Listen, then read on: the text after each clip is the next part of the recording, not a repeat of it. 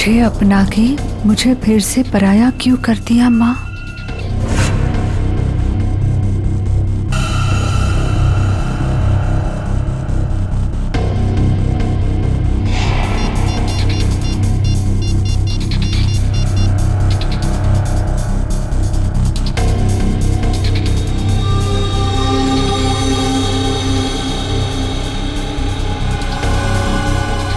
क्या आपने मुझसे कभी प्यार नहीं किया माँ?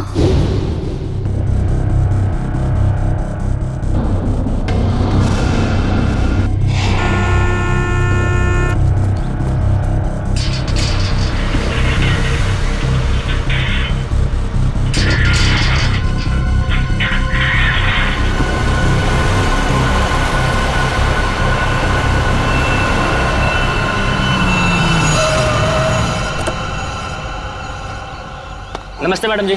नमस्ते।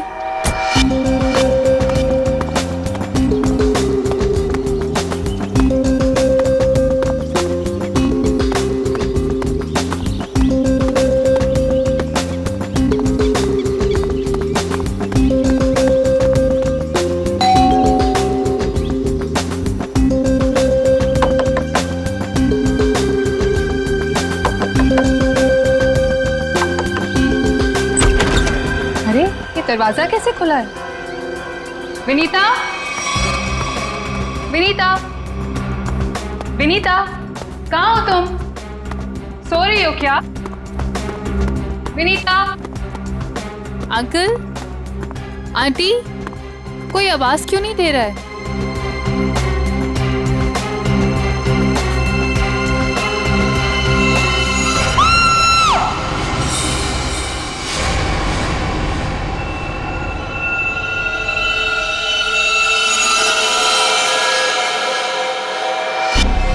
काफी खून बहा है सिर से,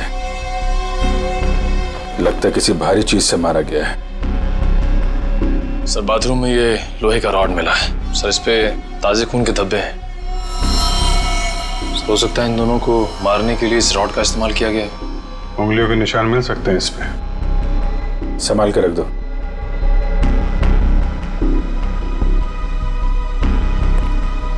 वैशाली जी, आपने सबसे पहले देखा लाशों को? मैंने और मेरी फ्रेंड विनीता ने टेनिस खेलने का प्लान बनाया था। जब मैं यहाँ आई तो विनीता मुझे नहीं मिली और अंकल आंटी की लाश के आसपास किसी को देखा था? यहाँ पे कोई नहीं था। और बाहर का दरवाजा खुला हुआ था? जी, पर मुझे विनीता की फिक्र हो रही है क्योंकि उसका फोन सुबह से बंद आ रहा है। विनीता का कोई फोटो है आपके पास? फोटो तो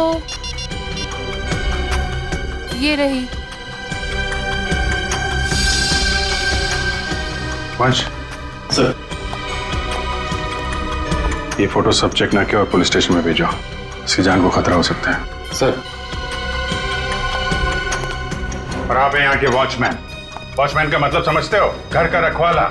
ये रखवाली की तुमने अपने मालिक और मालकिन की? कैसे कहूँ साहब, अब तो ये बोझ पूरी जिंदगी मेरी आत्मा पर रहने वाला।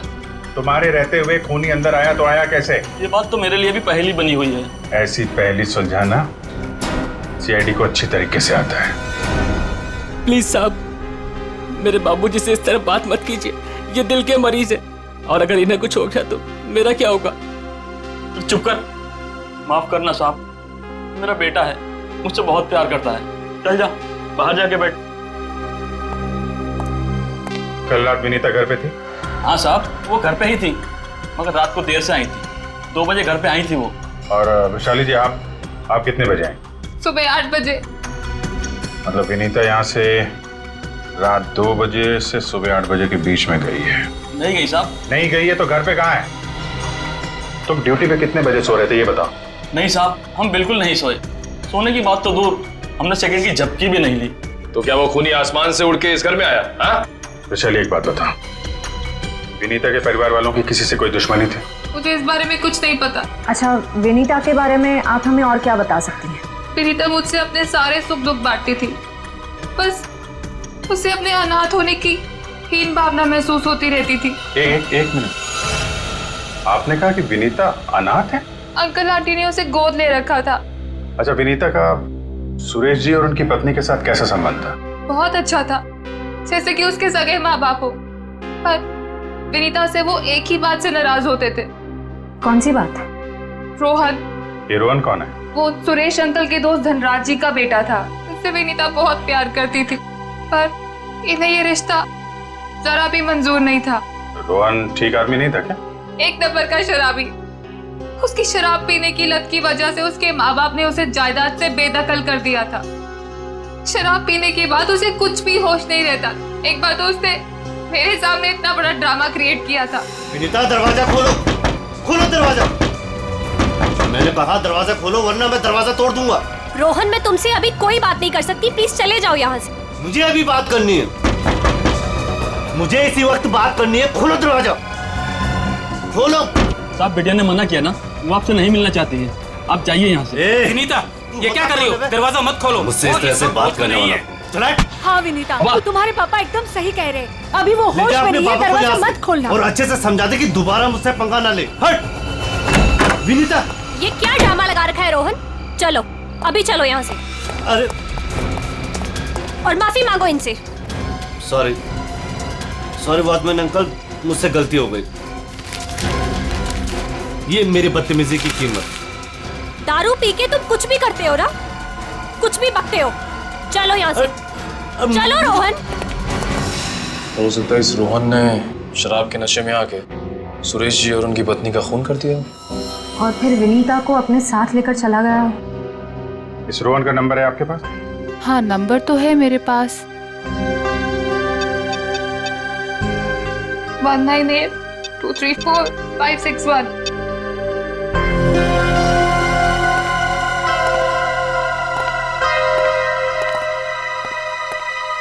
रोहन का फोन भी बंद आ रहा है।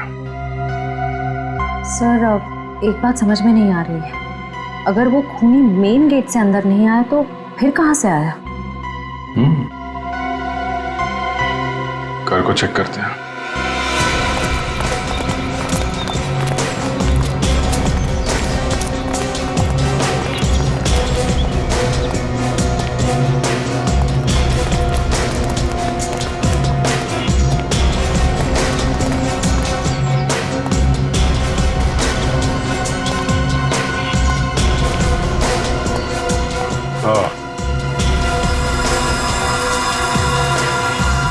ये देखा?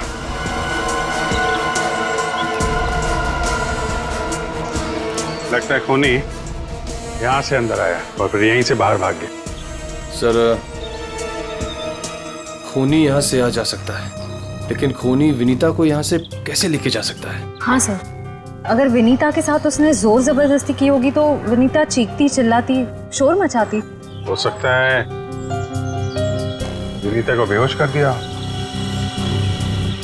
इसके पहले उसे कुछ हो, हमें उसे ढूंढना होगा और इस रोहन से भी मिलना पड़ेगा।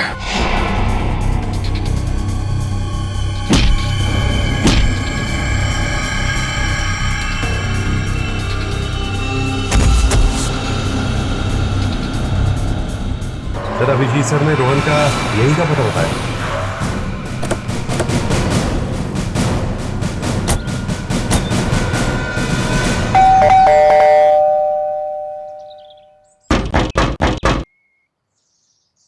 सर, ये रोहन वाकई में अंदर नहीं है या फिर जानबूझ के दरवाजा नहीं खोल रहा है? अभी पता चल जाएगा।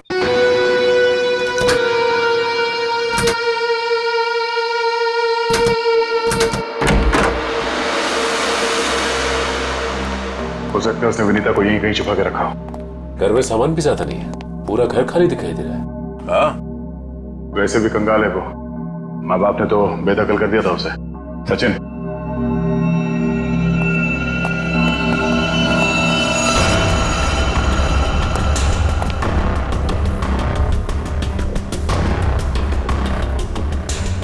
सर, यहाँ तो कोई भी नहीं है, ना ही विनीता और ना ही रोहन। हो सकता है उसने अपना ठिकाना बदल दिया। काम करो, घर की तलाशी लो, कोई ना कोई सुराग जरूर मिलेगा।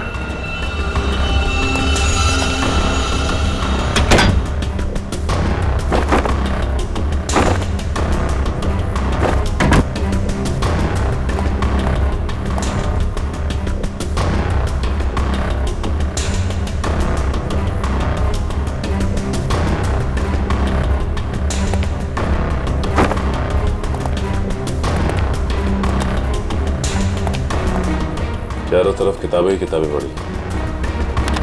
लगता है इस रोहन को किताबें पढ़ने का बहुत शौक था। नजरिया बदलिए, बहुत अच्छी किताब है ये।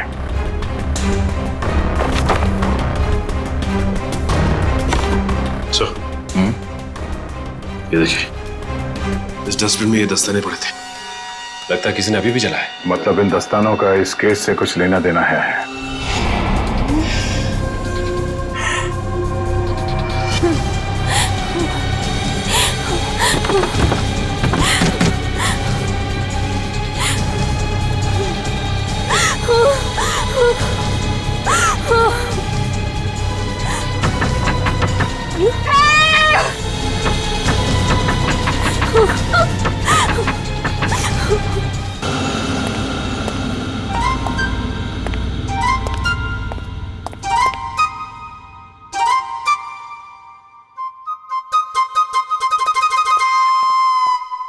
रेडी सर, मेरे इतने बड़े शरीर के इत्तू से दिमाग में ना एक बात नहीं घुस रही है।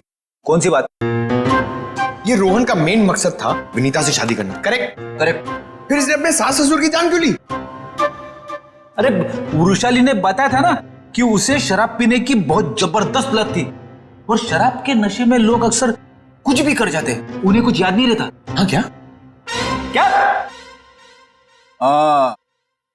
शराब के नशे में इतनी ऊंची दीवार कोई कैसे चढ़ सकता है, भले रस्सी के सहारे क्यों? और फिर विनीता, वो तो शराब नहीं पीती, वो क्यों गई रोहन के साथ? सर वैसे भी विनीता तो उनकी सगी बेटी थोड़ी थी। जो कुछ भी हो, जो कुछ भी हो, लेकिन वो अपने माता पिता से बहुत प्यार करती थी। नहीं नहीं नहीं, कुछ और ही चक्कर है। लगता है इन दोनों को मारने का ही प्लान था। सर, हाँ, लगता है ये काम किसी लुटेरे का होगा। फ्रेडी लुटेरा नहीं हो सकता। कोई लूटने के लिए आता तो घर का सारा सामान वैसे के वैसे कैसे रहता? नहीं नहीं, ये मुजरिम जो भी है ना, उसका एक ही मकसद था, इन दोनों को खत्म करने का। सर, हाँ, एक बहुत ही हैरान कर देने वाली बात पता चली है। क्या? सर, विनीता ने 1 हफ्ते पहले फायर ब्रिगेड में फोन किया था, और ये रही उस फोन कॉल की audio clip. Hello fire brigade, मेरे घर में आग लगी है, प्लीज जल्दी किसी को भेज दीजिए। मेरा एड्रेस है 603 हर्ष विहार शांति नगर।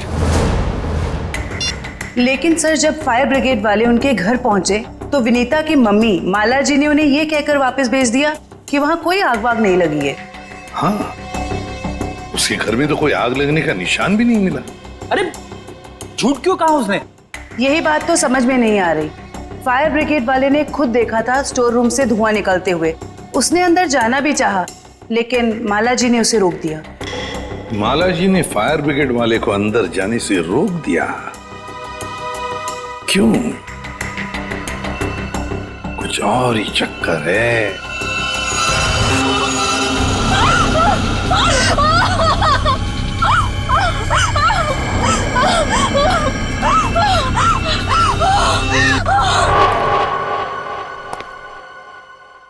छान मारो इस जगह को अच्छी तरह से, कुछ ना कुछ जरूर मिलेगा।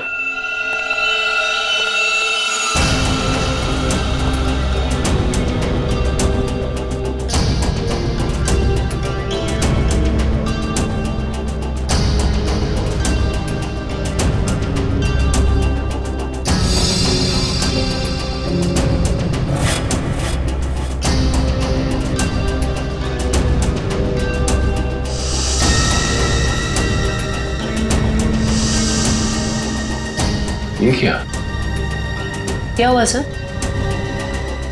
सीलिंग पे पेंटिंग बनाया। बड़ी ही अजीब बात है। देखते हैं।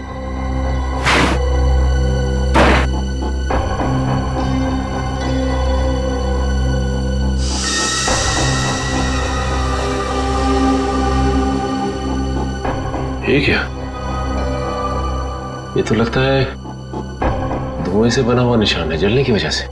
मतलब सर, फायर ब्रिगेड वाला सही कह रहा था, यहाँ पे आग तो जरूर लगी है। सर, इस पेंटिंग से जली हुई सीलिंग को अच्छी तरह छुपाने की कोशिश की है। लेकिन सवाल ये उठता है कि सुरेश की पत्नी ने झूठ क्यों बोला फायर ब्रिगेड से? आखिर यहाँ पे ऐसी कौन सी आग लगी थी?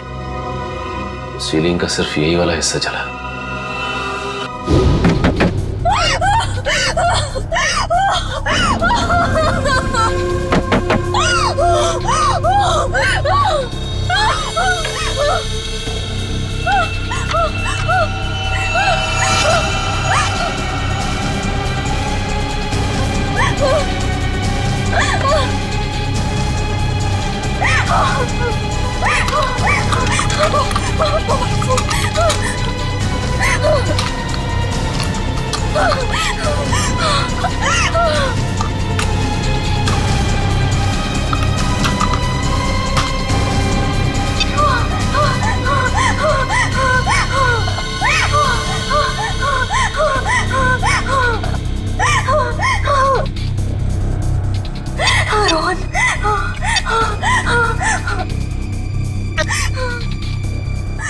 रोहन फोन क्यों नहीं उठा रहा?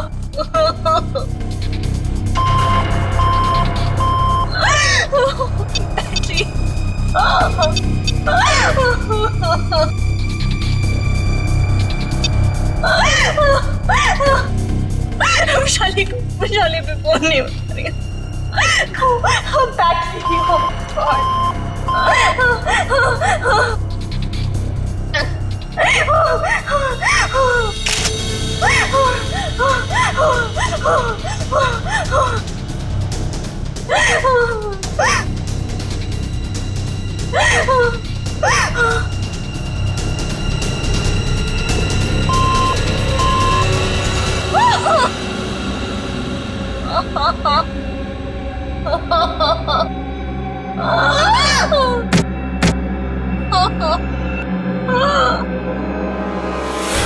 बस मौत रात को 1 बजे से 3 बजे के बीच में हुई है। और सर वॉचमैन कह रहा था कि विनीता रात को 2 बजे घर लौटी थी। सर अगर खून उससे पहले हुए होते तो वो चीखती चिल्लाती या बाहर जाती। मतलब खून 2 और 3 बजे के बीच में हुए हैं। सालुंके साहब, हमें जो लोहे का रॉड मिला था उसके ऊपर से खूनी के उंगलियों के निशान मिले या नहीं? नहीं, बस कोई उंगलियों के निशान नहीं मिले। नहीं मिले? रोहन के घर में से हमें आधे जले हुए ग्लव्स मिले थे।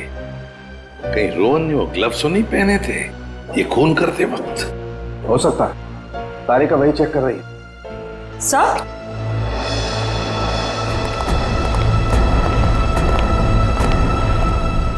सर ये खास किस्म का सॉल्यूशन है, इकोडेल्पाइट नाम। अगर मैं इस सॉल्यूशन को इन दस्तानों पर डालूं तो इन दस्तानों पर जो कुछ भी लगा हुआ होगा वो अलग हो जाएगा। अरे वाह, फॉरेंसिक टेक्नोलॉजी कहां से कहां पहुंच गई है।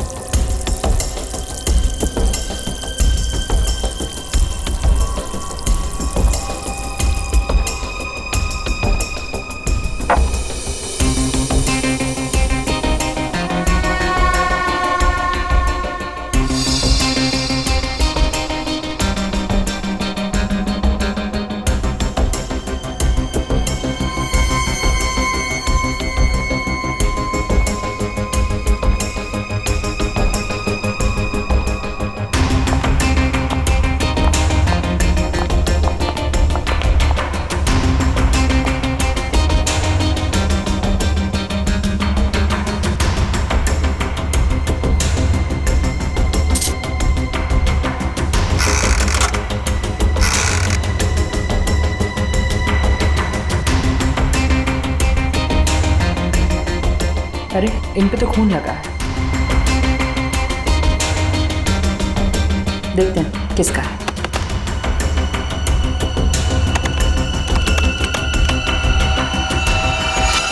पॉजिटिव सर, ये खून मिस्टर एंड मिसेस सुरेश का ही है। मतलब सर ये खून रोहन ने ही किया है? एक मिनट बोलो।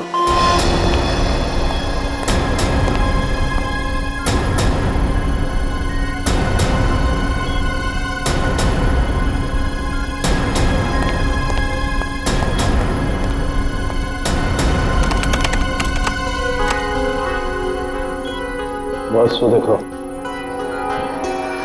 दस्तानों पर ये जो दिखाई दे रहे हैं ये रस्सी के रेशे।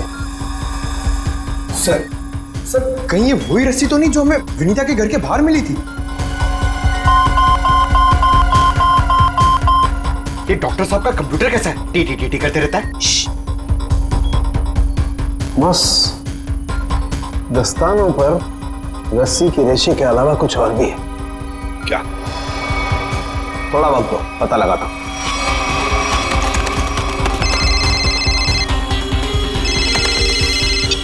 हाँ श्रेया, ठीक है। क्या? सर विनीता का फोन थोड़ी देर के लिए ऑन हुआ था, उसके घर के बिल्कुल करीब। और सर उसने सोशल नेटवर्किंग साइट पे अपने दोस्त को एक SOS मैसेज भी भेजा है। श्रेया मुझे लिंक अभी भेज रही है सर, ये देखिए सर। मैं घुटन से मर रही हूं, प्लीज मुझे बचाओ। Vinita, my God.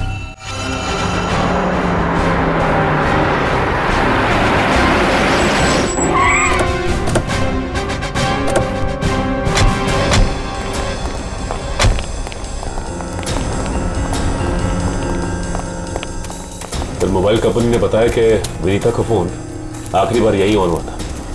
इस घने जंगल में नेटवर्क मिला, यही बड़ी बात है। जरा देखो आसपास।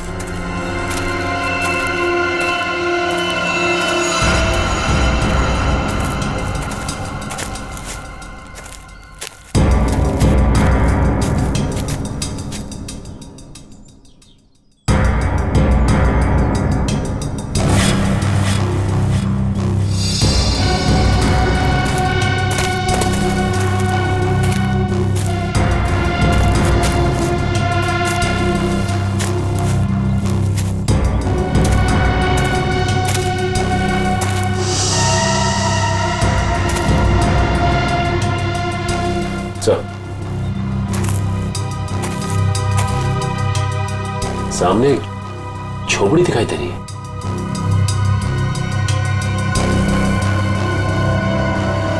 दिव्या, वंश,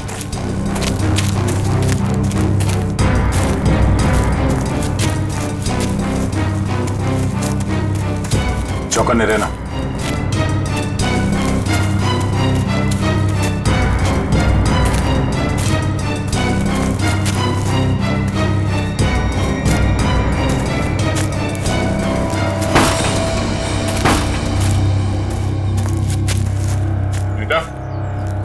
बेटा, तो तलाशी लो।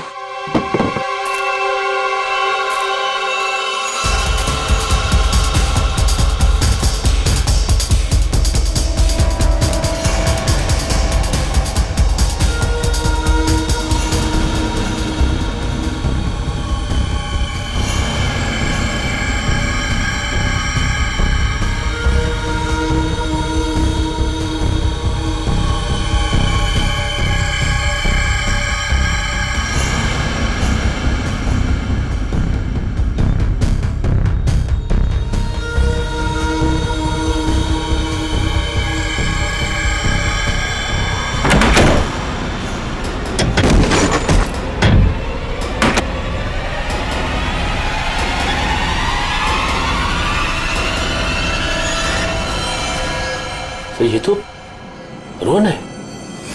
सॉरी वॉचमैन अंकल, मुझसे गलती हो गई। हम लोग सोच रहे थे कि सब रोहन का किया था, पर किसी ने इसे ऊपर पहुंचा दिया। सर कहीं ऐसा तो नहीं कि विनीता ने अपनी आत्मरक्षा के लिए इसे मार दिया? नहीं, इसे भी ठीक वैसे ही मारा है, सर पे वार करके, जैसे विनीता के माँ बाप को मारा था। खूनी को एक ही है। लगता है कि खूनी ने रोहन को मारा और विनीता को साथ ले गया। हो सकता है, या ये भी हो सकता है कि वो यहीं कहीं आसपास हो। तो देखो,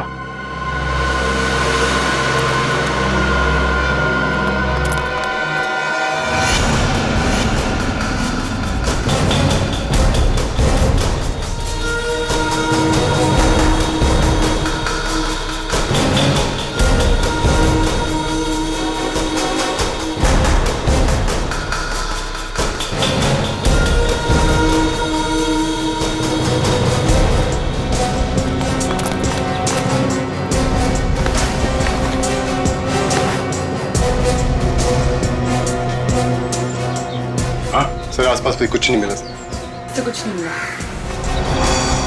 सर ये देखिए, फावड़ा और कुदाल।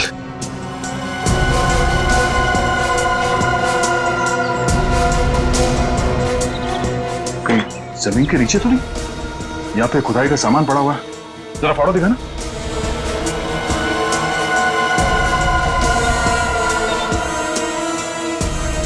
इस फावड़े पे गीली मिट्टी लगी हुई और ये पत्ता। अब विनीता को यहाँ जमीन के नीचे रखा गया है, जंगल के किसी ऐसे हिस्से में जहां पे ये पत्ते मिलते हो। ढूंढो, जरा देखो आसपास।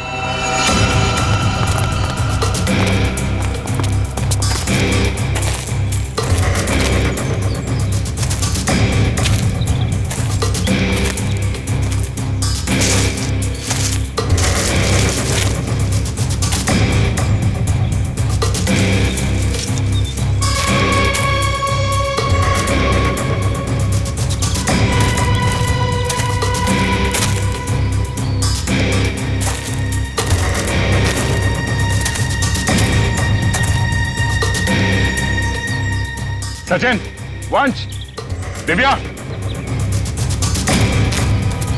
ये देखो, लगता है हाल फिलहाल में यहाँ खुदाई हुई है। वंश, खुदाई का औजार लिया जल्दी। सर।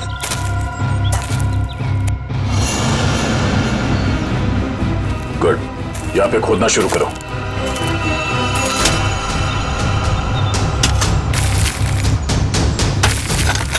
एक मिनट हट जाओ।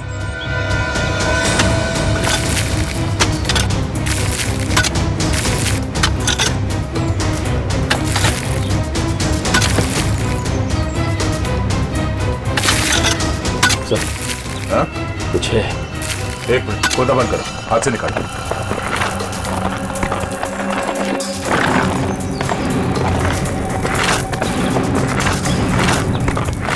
तो इसका अंदर तो नहीं?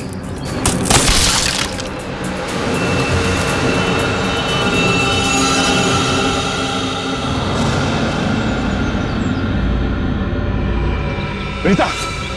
ओह नो, सांसें धीमी चल रही है, इसे अस्पताल ले जाना होगा। निकालो उसको बाहर जल्दी। हाथ दो, निकालो बाहर निकालो।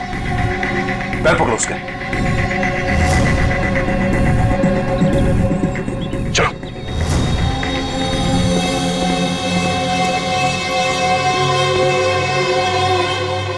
इतना समय बीत गया है, पता नहीं किस हाल में होगी विनीता। हम तो वक्त रहते उसे यहाँ ले आए, उम्मीद तो यही है कि वो ठीक हो जाएगी। ठीक भी हो जाएगी तो भी रोहन की मौत और उसके माँ बाप की मौत का सदमा पता नहीं बर्दाश्त कर पाएगी कि नहीं। मैं हमेशा कहता हूँ कि सीआईडी में सबसे मुश्किल काम यही है, किसी को किसी अपने की मौत की खबर देना। हाँ डॉक्टर साहब, कैसी है विनीता?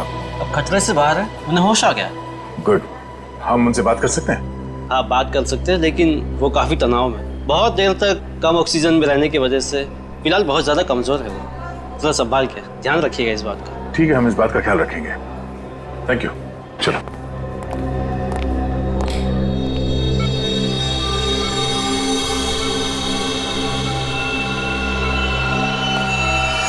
अरे नहीं नहीं नहीं, लेटे रहो, आराम करो। Thank you sir. डॉक्टर ने बताया कि आप लोगों ने मेरी जान बचाई। अरे हम तो बस एक जरिया थे, जान बचाने वाला तो वो है। ये ऊपर वाले की भी मुझे समझ नहीं आती। जब उसने मेरी जान बचाई तो मेरे मम्मी पापा की जान भी बचा लेते। तो तुम्हें अपने माता पिता के मर्डर के बारे में पता है? हाँ जी सर, जिस वक्त ये सब हुआ मैं नीचे हॉल में रोहन से फोन पे बात कर रही थी, तभी मैंने कुछ आवाजें सुनी। फिर क्या हुआ? और जैसे ही मैं दौड़ के ऊपर गई तो किसी ने मुझे क्लोरोफॉर्म सुंघा दिया, लेकिन मैं पूरी तरह से बेहोश नहीं हुई थी। और किसी ने मेरी आंखों के सामने मेरे मम्मी पापा का खून कर दिया। सर, जिस किसी ने भी मुझे दोबारा अनाथ किया है, आप प्लीज उसे छोड़िएगा मत। उसे फांसी होनी चाहिए, फांसी।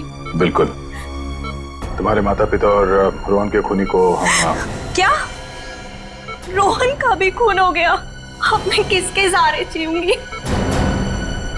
प्लीज सर, संभालिए अपने आप को, प्लीज। अच्छा ये बताइए कि आपको कब पता लगा कि आप उस बॉक्स के अंदर बंद हैं? जब मेरी आंखें खुली तो मैं एक घुटन भरे बक्से में थी। मुझे नहीं पता था कि किसी ने मुझे जिंदा दफन कर दिया। अच्छा विनीता, उनमें से किसी का चेहरा देखा था तुमने? नहीं सर। ठीक है। आरोप साहब, दया, वो जो रस्सी है उस रस्सी पर मुझे भेड़ का बाल मिला है। उस रस्सी पे भेड़ का बाल मिला? हाँ दया, भेड़ का बाल। और भेड़ भी ऐसी वैसी नहीं, हिमालय पर रहने वाली भेड़। ओह, मतलब वो रस्सी किसी ऐसे आदमी का है जो हिमालय पर्वत के आसपास जाके आया है या फिर वहीं का रहने वाला है? बिल्कुल बिल्कुल। ठीक है डॉक्टर साहब, मैं आपसे बाद में बात करता हूँ। ओके। अच्छा हाँ दया, विनीता कैसी है? ठीक है, होश आ गया उसे। गुड गुड, चलो ठीक है फिर, बाय। Okay sir. विनीता, ये बताओ कि तुम्हारे आसपास में कोई ऐसा आदमी है जो हाल ही में हिमालय जाके आया था क्या, या फिर वहीं का रहने वाला हो जो यहाँ पे आया हो? सिर्फ हिमालय पे नहीं, नेपाल भी गए थे मम्मी पापा। अच्छा, कब की बात है? 1 महीने पहले की। वो खुद से वहां गए थे या ये ट्रैवल एजेंट के जरिए टूर पैकेज में? टूर बुक करवाया था सर। इससे उनके पैसे भी बच जाते थे और उनके नए दोस्त भी बन जाते थे। लेकिन उन्हें नहीं पता था कि ये टूर उनकी जिंदगी का आखिरी टूर होगा। संभालो अपने आप को। विनीता, हमें उस ट्रैवल एजेंट का नंबर चाहिए। सर, विनीता के माता पिता के साथ जितने भी लोग नेपाल गए थे उन सभी से पूछताछ कर लिए। तो क्या पता चला? सर, नेपाल में एक अनाथ आश्रम है। सुरेश जी और माला जी जब भी नेपाल जाते थे वो इस अनाथ आश्रम में जरूर जाते थे। बानवीर संस्था। विनीता को भी तो यहीं से गोद लिया था माला और सुरेश ने। जी सर। हाँ, देखते हैं जरा इनसे बात करके। हेलो, देखिए मैं एसीपी प्रद्युमन बोल रहा हूँ सीआईडी से, या मुंबई। अच्छा देखिए, मुझे माला और सुरेश के बारे में कुछ इंफॉर्मेशन चाहिए।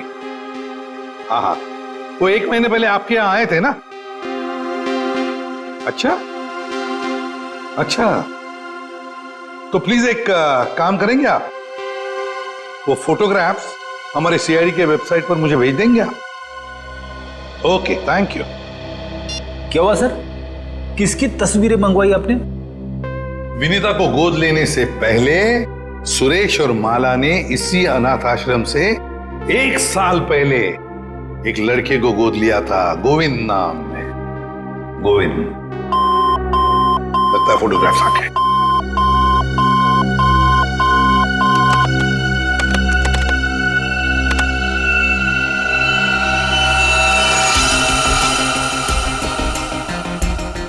पांच साल की उम्र थी, साल 1999। मतलब सर, वो आज तकरीबन 20 साल का होगा। अभी पता चल जाएगा गोविंद अगर आज है कैसे दिखता होगा।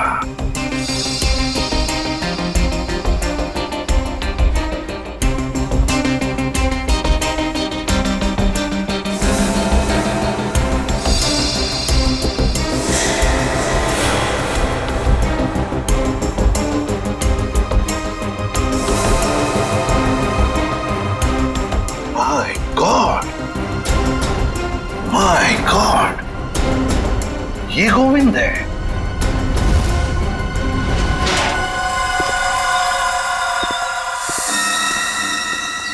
अब देखते हैं कहां भागेगा।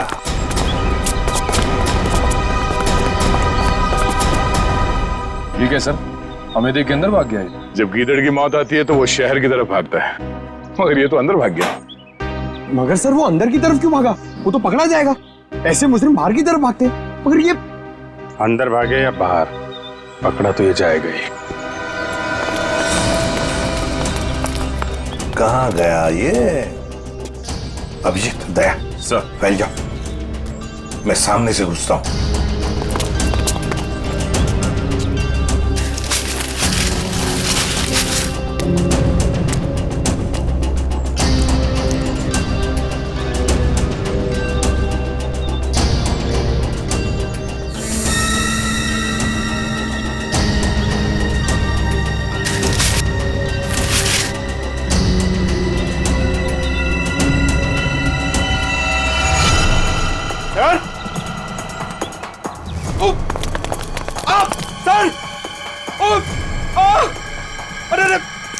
क्या हुआ? सर खुजली हो रही है सर।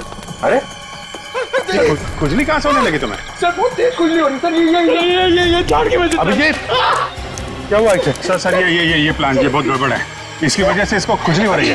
एक मिनट अरे लेकिन इसे जल्दी से हॉस्पिटल ले जाओ। कुछ नहीं होगा, आ जाओ आराम से संभाल के।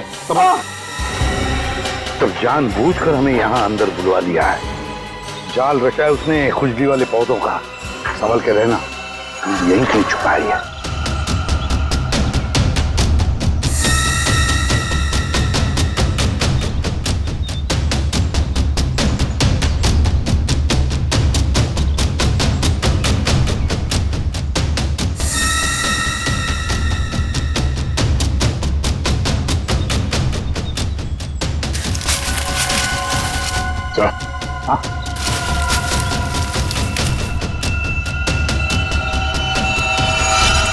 चलो बाहर निकलो, बहुत बना लिया पौधों को हथियार।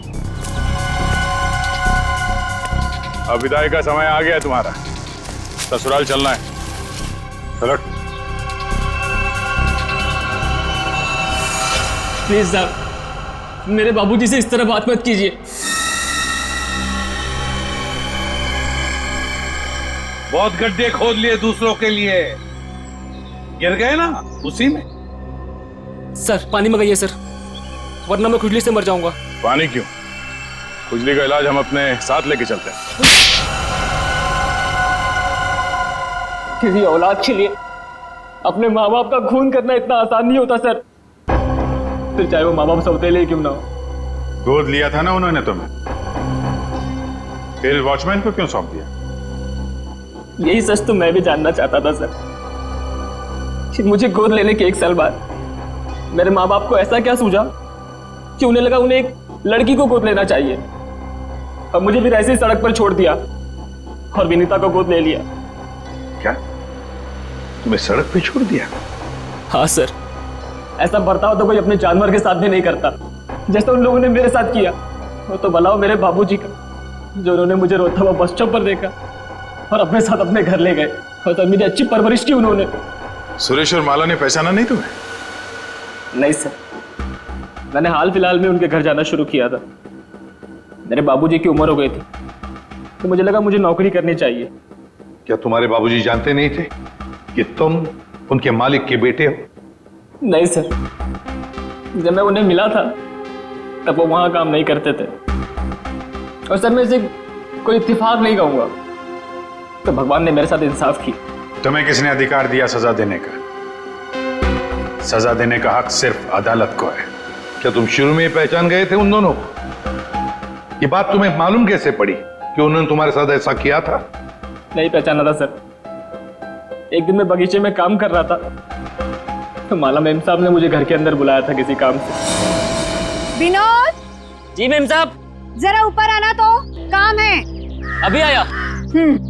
जी मैम साहब। विनोद देखो, ये पुरानी अलमारी है, इसे ठीक से स्टोर रूम में रख देना। हाँ जी मैम साहब। हाँ।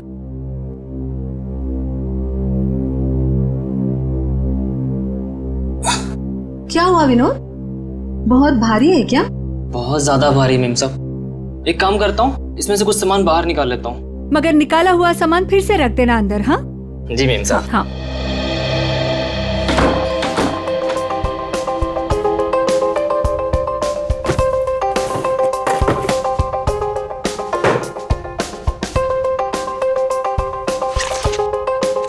कितनी प्यारी प्यारी ड्राइंग्स हैं।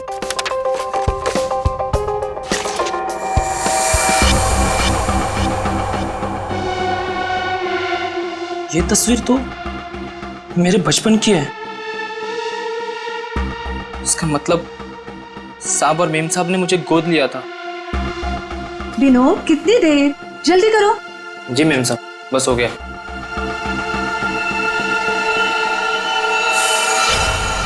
और फिर तुम नेपाल गए सच्चाई का पता लगाने? हाँ सर, और जब मुझे सच का पता चल गया तो मैंने पूरे परिवार के नाक में दम करना शुरू कर दिया।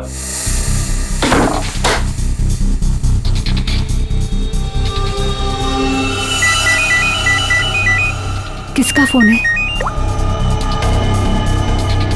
हेलो। हेलो, अरे जवाब क्यों नहीं दे रहे हो? हेलो, कौन है? ऐसा क्यों किया? कौन बोल रहा है? आपका बेटा। बेटा? क्या? बताइए, ऐसा क्यों किया? मुझे अपना बनाकर फिर से अनाथ क्यों कर दिया? देखो, ऐसी बातें फोन पर नहीं होती हैं। आमने सामने मिलो, फिर बैठ के बात करते हैं। बताइए कहाँ मिलना है? मेरे घर। ठीक है, पहुंच गया।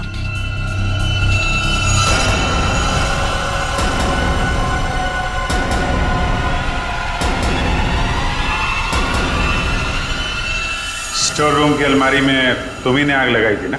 हाँ सर, पर माला जी नहीं चाहती थी कि उनकी सच्चाई दुनिया को मालूम पड़े और समाज में उनकी बेइज्जती हो, इसीलिए फायर ब्रिगेड को भी उन्होंने वापस भिजवा दिया। और रोहन?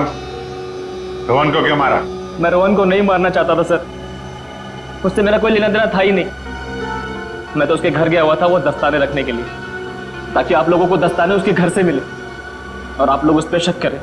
उसने मुझे देख लिया सर, मजबूरन मुझे उसे मारना पड़ा।